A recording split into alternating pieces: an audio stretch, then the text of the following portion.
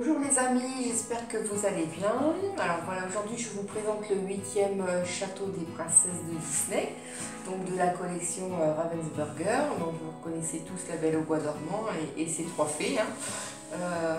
Donc La Belle au Bois dormant, c'est un Disney de 1959 qui a été adapté du conte de Charles Perrault de 1697, mais également celui des frères Grimm, qui a donc réécrit ce conte en 1812. Donc, pour la petite histoire, c'est le château d'Ussé en Indre-et-Loire qui a inspiré Charles Perrault pour Sa Belle au Bois dormant. Donc c'était forcément une évidence pour Disney de reprendre le château. Donc ce château fait partie des châteaux de la Loire. C'est un domaine qui est privé mais qui est malgré tout ouvert à la visite. Il appartient au 7e duc de Blacas. Bon, il fait l'objet de multiples protections, donc pour sa chapelle, ses façades, ses toitures. Bon là on ne voit pas évidemment, mais je vous mettrai le lien, comme ça vous pourrez effectivement en savoir un petit peu plus sur ce château. Voilà, mais aussi donc il est protégé pour son orangerie et son parc, qu'on ne voit pas non plus ici. Voilà, ça me paraît quand même bien intéressant. Voilà, et je l'ouvre.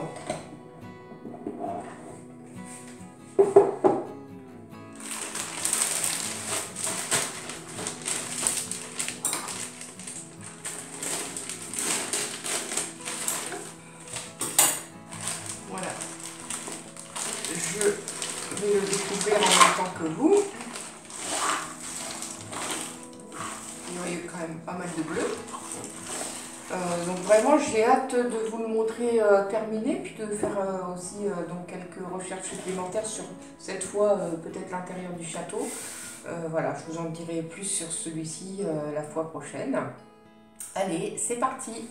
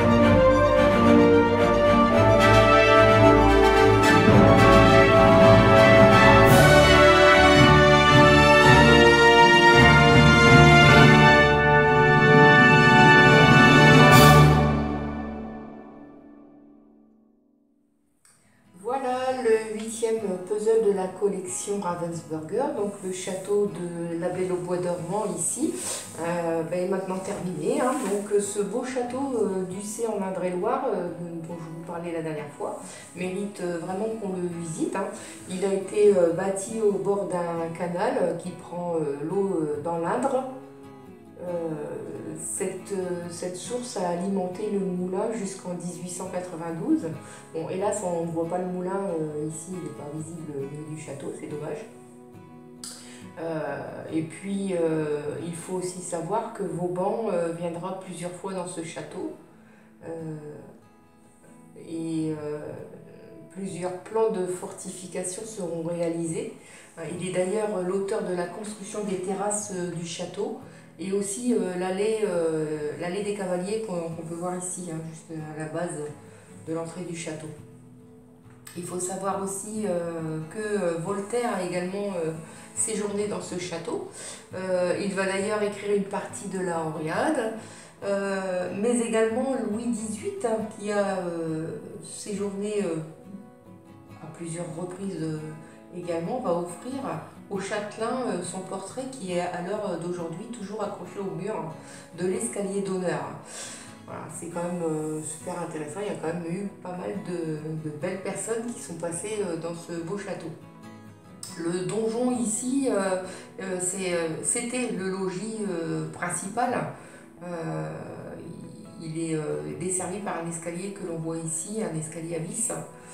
Voilà, ce château, il faut savoir qu'il a été achevé au XVIIIe siècle et pas avant. Il a mis un certain nombre d'années avant d'être vraiment terminé ou à l'état dans lequel il est maintenant. Alors évidemment, vous pouvez le visiter, hein, il est tout à fait ouvert au public.